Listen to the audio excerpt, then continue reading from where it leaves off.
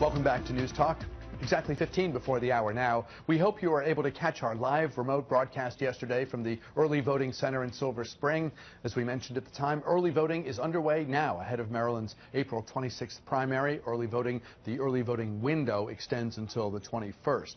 Most of the attention has been on the hotly contested Democratic primaries for the United States Senate and a couple of House races, but there are Republican contests underway now as well. Liz Matory is running for the GOP nomination in the 8th Congressional District. That's the seat coming open because Chris Van Hollen, the incumbent, is running for the open U.S. Senate seat. Liz, we met you yesterday at Silver Spring. Thanks very much for coming in today. Thank you for the invitation. Good to have you here. How cool was it to be at a early voting site at the moment when the doors opened? There was a line of people eager to cast their ballots and play their part, have their voice be heard. Early voting will go for nearly a week now, including this weekend, so people really have a great opportunity to get out and vote before the primary. How cool was it to be out there yesterday? You know, we've been working for this entire time, right? So to be able to meet the first person to cast their ballot besides absentee is quite thrilling. Why are you running for the United States Congress? Tell us about your background. Tell us about what propels you to seek a seat in the U.S. House. Absolutely. So actually I'm a D.C. native, so I've grown up without representation in Congress. And so when I moved to Maryland, and there are all these levels of government, I've always been fascinated by it. But, you know, Congressman Van Hollen is now running for the Senate seat, so now the Congressional 8th is now open. You know, these things don't happen but, 12, 15 years. It seems like everybody likes to stay in their positions. So, you know, you grow up in a way that you like try the things that you believe could be possible. So, you know, being from here, I went to Sidwell Friends. I went to Columbia, got my law degree from Howard University School of Law, and just got my MBA from the University of Maryland, Smith School of Business. And so you're exposed to all these different experiences. You want to be able to do something to better the community and society. When you think about our government at the federal level and the broader, just sort of the general situation in the country now, what issues concern you most? What animates you from an issue perspective to seek a seat in Congress? Absolutely. Well, the number one thing for us, particularly as a millennial, is the economy. Unfortunately, when I graduated in 2002 from Columbia was right after September 11th. So our generation has been a part of an economic flux. In addition to all of the other, you know, global issues, our country needs to focus on the economy. So I do believe that the federal government, whether it's, you know, identifying the regulations that we don't need versus the things we do need, making sure that we can actually have a competitive and robust economy to move forward. And then also, as you know, we had spoken a little bit yesterday that Maryland is now the #1 gerrymandered state in the country. That's another reason why I decided to run specifically at this time, because the Democratic Party, unfortunately, in 2011 cut up the state to make sure that there was a one-party rule. So I actually left the Democratic Party in the summer to run as an independent for 6 months, actually. Governor Hogan has made an issue of redistricting, yes, gerrymandering and redistricting reform. Should he partner with a state like Virginia where Republicans have drawn the map to their advantage? It's something all parties do.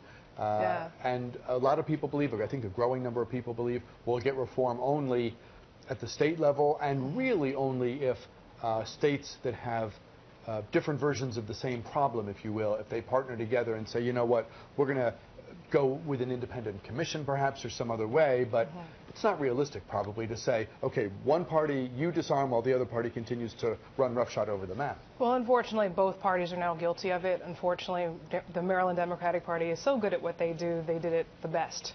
And that's a Raskin plan, the whole, you know, connecting Maryland and Virginia, but unfortunately it's happened across the country. And because we've had these divisive gerrymanderings, we've had divisive politics. So, like we have here a closed primary, unfortunately, the people who are the most left and the most right tend to survive. And then, of course, most of our community is now independent voters, and so a lot of them can't cast their ballots. So by November, the die is already cast. So unless you do something proactive like we have and run a center-right person from a place like Montgomery, Frederick, and Carroll on the Republican side to the House, you won't be able to affect that change unless you have a constitutional amendment. You've been a Democrat, you've been an independent, you're now a Republican. Yes, sir. Talk about why that is. Oh, well, you know, if you told me that last year that I would be a Republican or running for Congress, I'd be like, what are you talking about?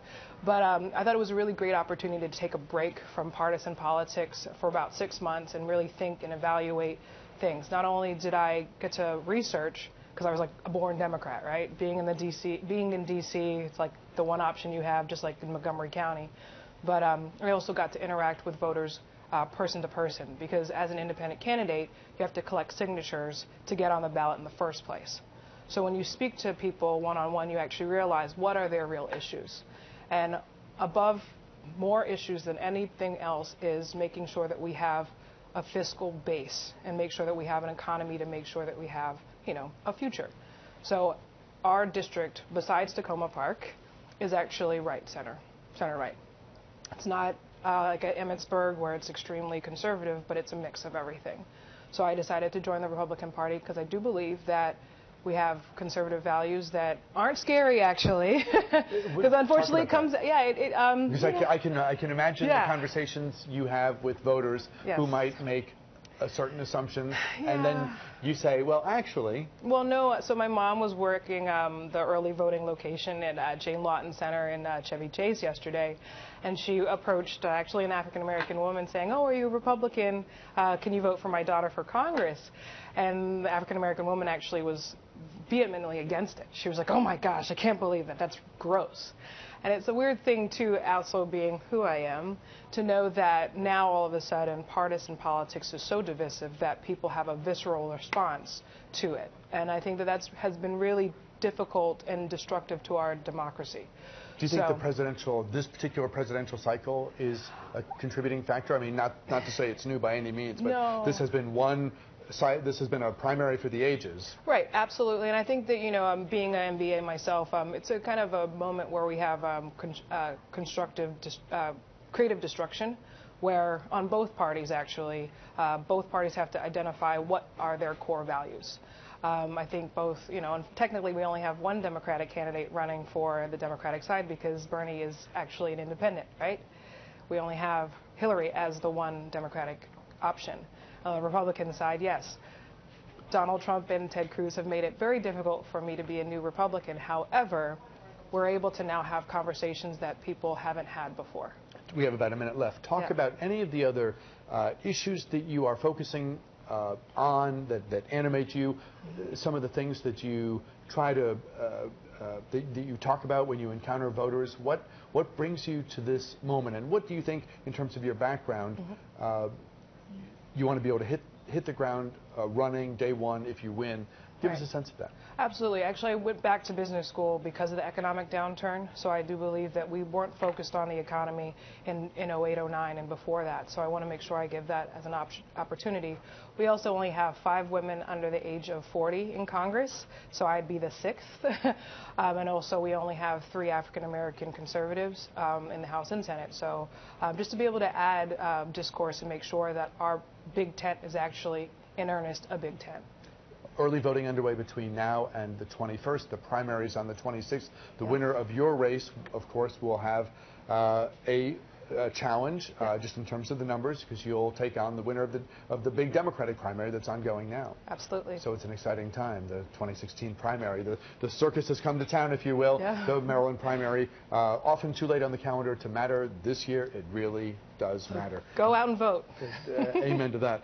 Liz Matory is a candidate for the Republican nomination in Maryland's 8th Congressional District. Thank you for coming in. Good meeting you. Thanks for your time. Thank you so much. Talk with you again. We are back. Keep it here. We're back to the program note after this.